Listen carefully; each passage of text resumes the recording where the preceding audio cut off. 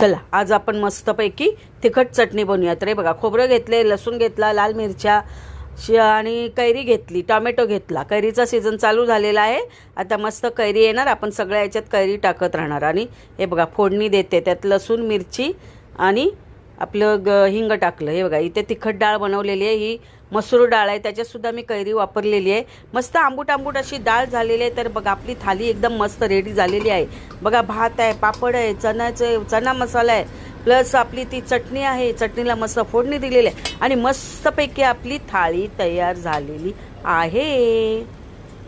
तर मैत्रिणींनो, या जेवायला. तुम्हाला जर तोंडाला पाणी आले असेल तर लवकर लवकर जेवायला या, लवकर लवकर. मस्त थाळी तयार आहे आपली, व्हेज थाळी. तर थाळी तुम्हाला आवडली तर नक्की सबस्क्राईब करा, हा लाईक करायला विसरू नका आणि कॉमेंट मध्ये सांगा आम्ही जेवायला येतो म्हणून.